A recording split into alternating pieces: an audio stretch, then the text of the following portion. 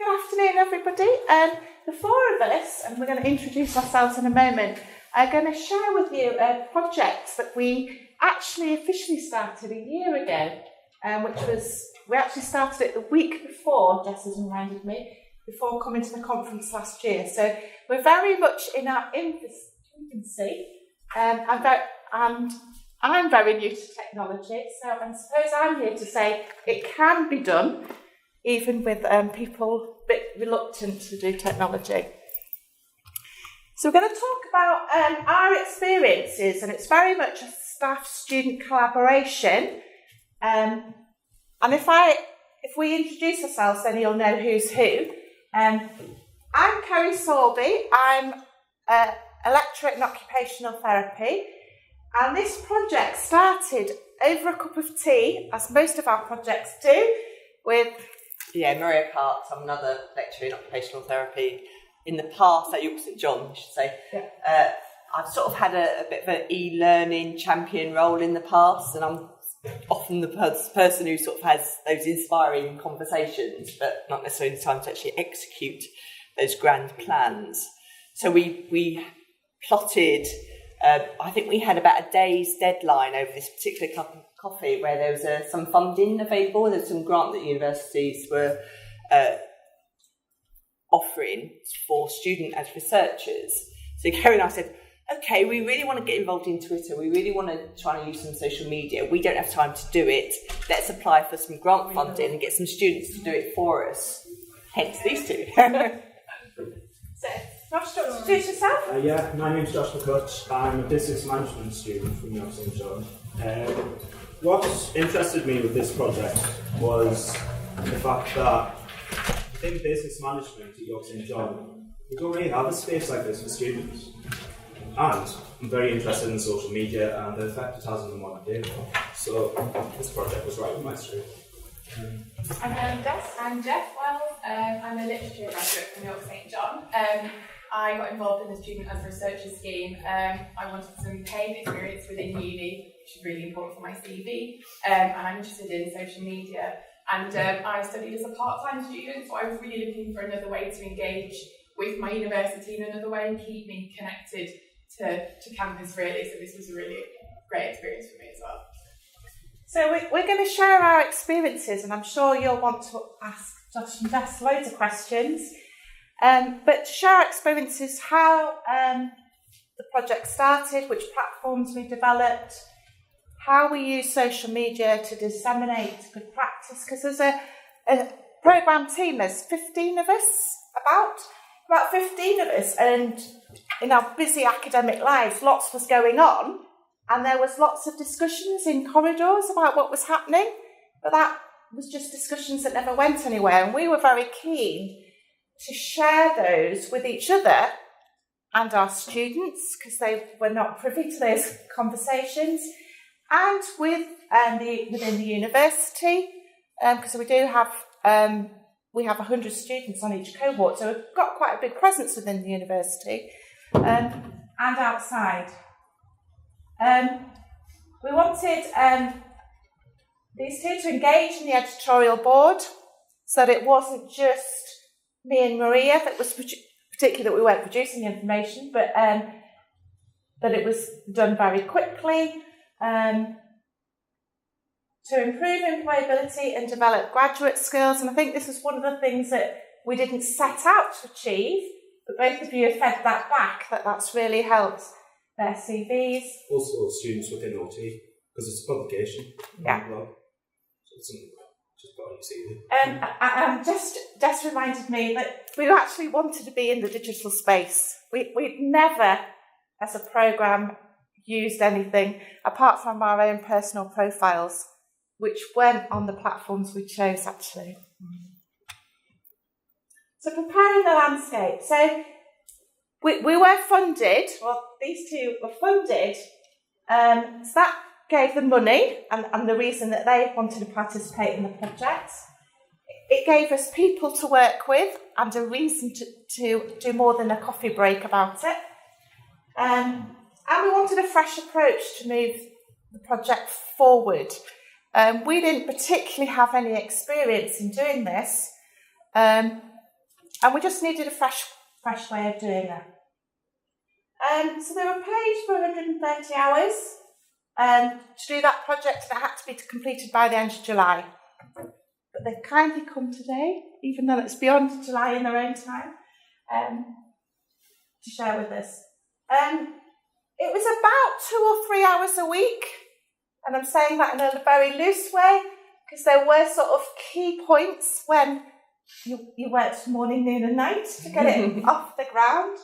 Because we did have a Twitter account, which was launched in September. That was me and Maria were there. And we launched the blog at an undergraduate research event in April.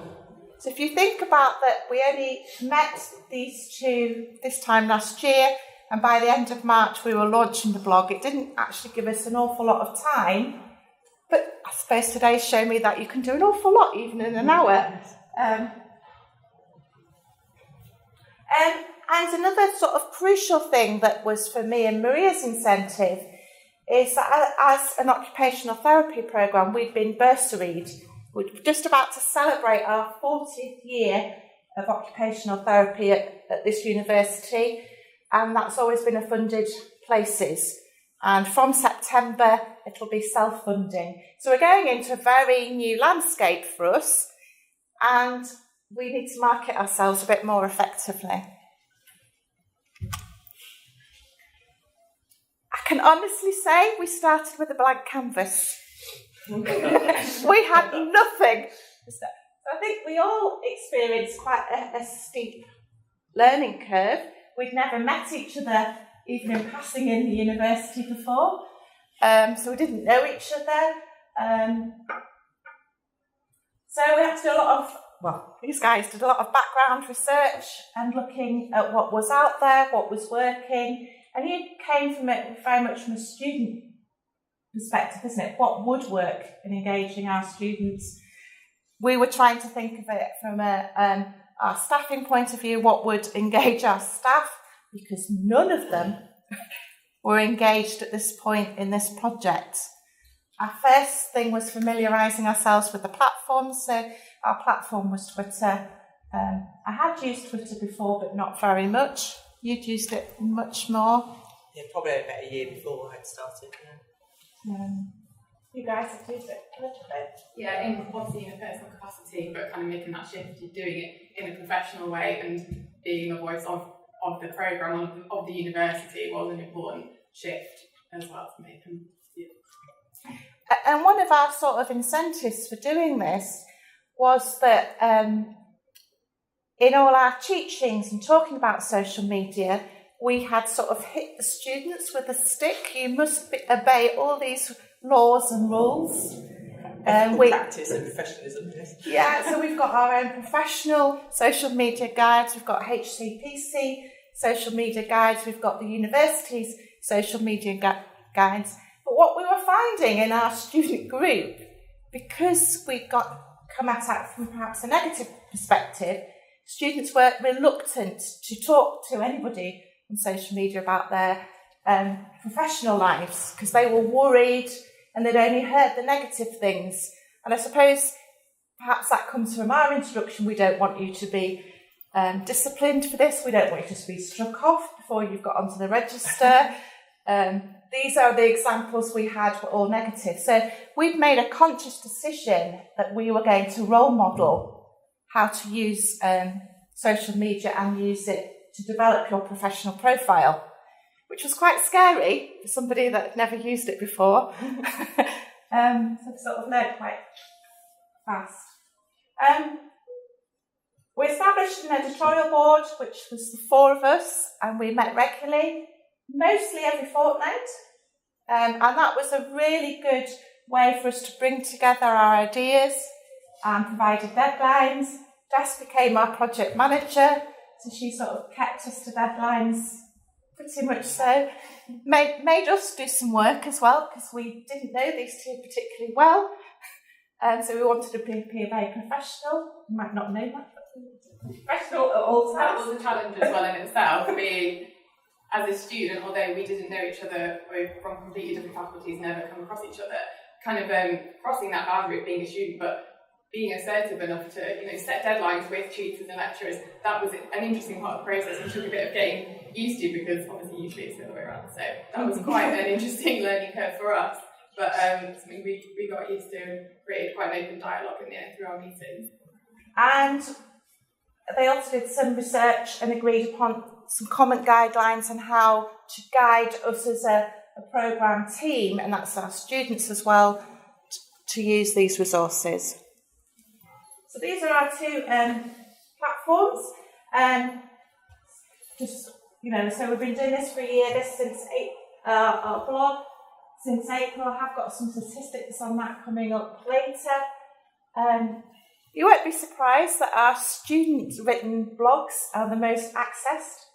The ones written by staff, our profiles are a little bit boring and people don't really want to know about that.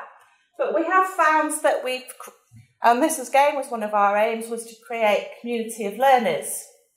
And so our external examiner is very active in engaging with us.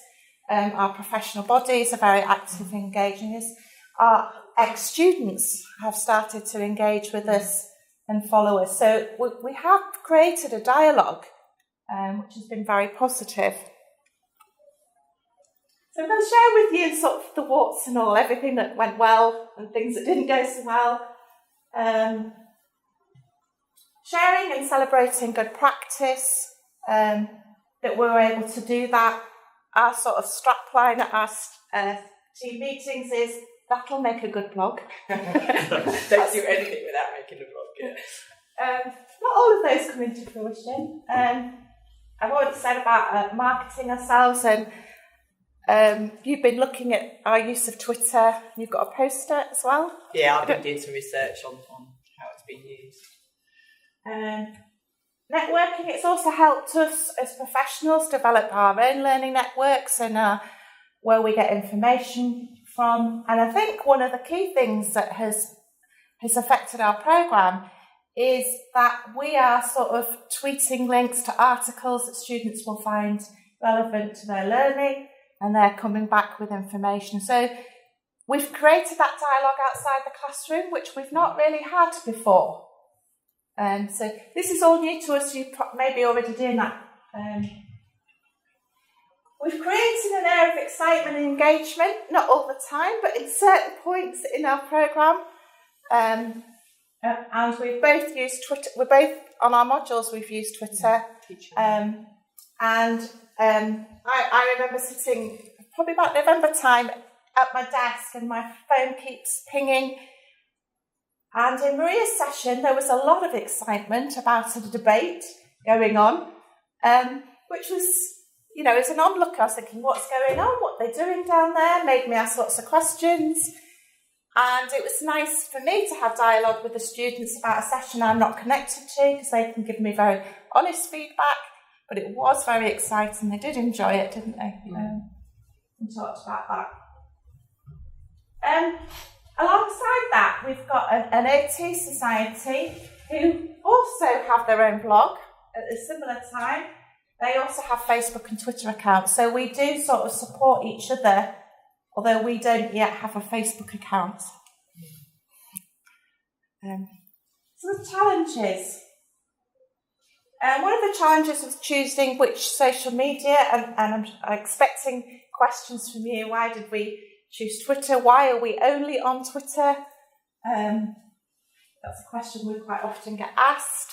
And I think for us, it was about making a differentiation between our social lives, which were both on Facebook, and our professional lives. Although if you look at the profiles, they are starting to blur a bit. Information is going from one to another. Changing attitudes within our learning. Josh has put together some Twitter, YouTube clips and supported our staff in getting onto Twitter and using Twitter. And you've done some one-to-one tutorials? Yeah, I found that was more effective because when we started this, we were just kind of looking at the community of staff and trying to engage them all at once, whereas that was starting to fail a bit. So we found like an individual approach. I mean, it took time, but I was in second year, so I had the time. I just went ahead and did it, and it's had a good response from the staff, isn't it? Yeah. And I put this up there. I don't know if it is, looking back, it wasn't a challenge, but it was a challenge that I thought we might have, but we worked that. It's working with students from other disciplines. I did think Maria had lost the plot when she came back and said, we haven't got OT students, we've got somebody from business and someone creative writing. But she solved it very well. They did bring different skills to the project that we didn't have. Josh, would you want to share what skills you... So my skills involved web design, and my speciality within business is marketing. So mainly just marketing the blog. And one thing that I found was we had to make the Twitter and the WordPress blog constant with the feed. You couldn't just make a post and then leave it another month until you made another post, because people get disinterested. Where if it's constant, like our hashtag today, people are interested. It's simple. Simple. I blogged a little bit in a personal capacity, but nothing like this. So I felt confident, obviously, with my creative writing and literature, and knew how to write some content. But I hadn't done anything really like this before. But the project really appealed to me as being something completely different, and something that I wanted to get involved in, really. I think with your skill background, we would send a Word document to these two, and it would appear as a very pretty, beautiful, engaging blog. Great for us. Yes, we had to learn how to do that. Yeah. So, you know, I think we've learned an awful lot from these being involved in the project. We had to embed the platform into our culture, and I think the staff have been more slow than the students, I think it would be fair to say. Mainly, I think, from a time point of view, staff viewed this as an add-on rather than an integral part of their working day. We've tried to sell it, that blog's an opportunity for publications, certainly for those members of staff who didn't have a big publication sort of background. And it's the students who have taken up that as an opportunity. And we've set the bar quite low, just 300 words about a conference you've been to or anything that you want to disseminate. And we just thought that's a really easy way. We don't have to go through editorial boards or anything like that, you know, in terms of journals. So we tried to set it like that rather than too odious or difficult. And we're moving on quickly. Thinking ahead, that was one of the challenges that we had in that one of our biggest peaks was this June, and that's when our conference season, so we had to plan and be strategic what tweets we were going to send, who was going to send them, what blogs were going to be produced at that time, which is again a very different way of us thinking. And I think the challenge now is allowing the time and space to maintain that momentum. Because these two are no longer with the project, who kept us going, and it's just us two now. But we are getting students on board. How am I doing for time? So if you look at our activity, June was our conference season, and we had two conferences. We had a national conference in Harrogate, and we had an international conference in Ireland. There was a team of us that went to the Irish conference, very exciting, very giddy, and shared with the world all of our excitement, and had quite a high presence at that. And again, not so much during the summer, but again, picking up as we got a new intake and a fresh academic year. Again, this was around the time of our launch, and you can see it's been relatively steady. The student posts are by far the most popular. So what did we achieve? Live tweeting for events, from our conferences. And I think one of our biggest successes was at our national conference, which neither of us went to. The programme was one of the biggest tweeters from that conference. We were in the top 10, weren't we? Influential tweeters. We weren't even there. So it was great. And that was our student group. One of the things that we achieved, one of our colleagues, she went to a conference in Canada. We set her up with a blog before she went. Jess was on standby for that blog. So that blog was posted. Hannah wrote it at the airport on her way back from Canada. Jess had posted that blog by the time she had landed. We produced templates. So we had different templates for different types of blogs just to give people prompts, so it's much quicker for them to write things rather than blank bit of paper. And that's really been successful as having a template. And I suppose that's been quite useful ammunition for us to say, look how simple and easy it can be to do.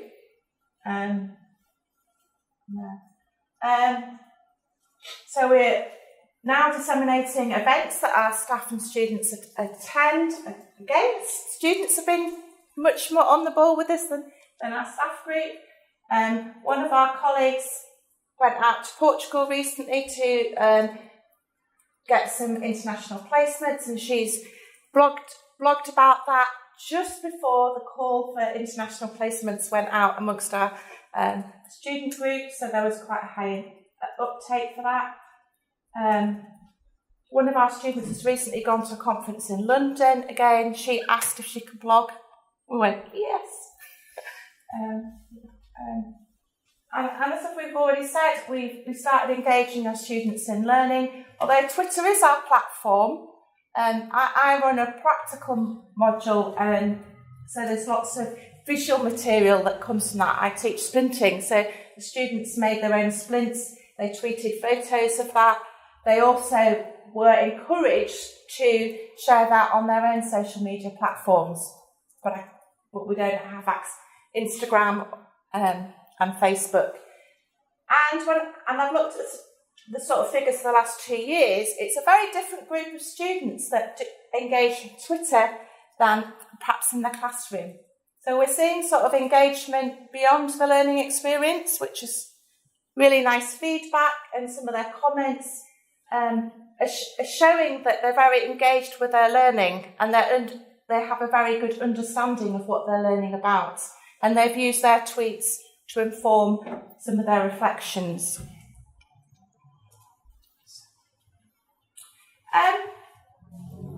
The sunshine, so things that continue to be effective for us. Maria and I are doing some research with our third years about social media and exploring really what our student groups feel about social media, their thoughts. And professionalism and ethical practice, because we're a regulated profession. So that's been quite cool. And I've done a bit of research in terms of what social media our students has posted downstairs, what our applicants for our courses are they using social media to make informed choices about what courses they want to do. And it's interesting because clearly students come to us not using Twitter. They may Instagram, Snapchat, a little bit of Facebook, but it's not Twitter. And by the time they've got to third years, we're now showing them, and they're now using Twitter in an academic way, in a professional way. And those who've started to engage with the professional bodies are now they're using it in a really useful way for their careers. Whereas it's interesting that it's not a medium of choice for them as students. So that ticked the box in terms of role modelling professional use of Twitter.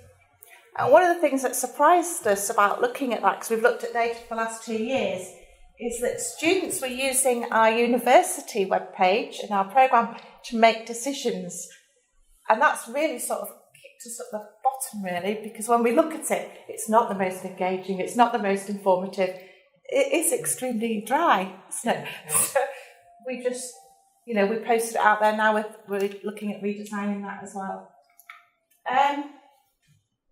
So we've also had the opportunity to engage with other OT programmes, and our students are engaging with each other, our staff are engaging with each other.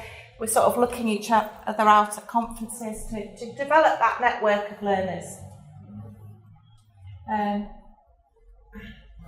We're listening to the interaction and able to feedback that into our teaching, and hopefully going to create further successes from that.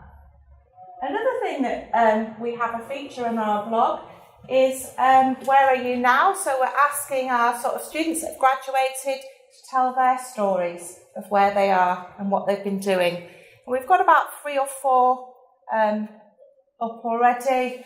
and we're going to be making the most of that in the next year because we are celebrating being 40.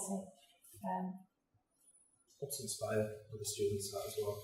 Yeah, we're hoping that, we talk about life to graduation, and we do talk about life after graduation, but those stories are much more powerful when they come from our student body.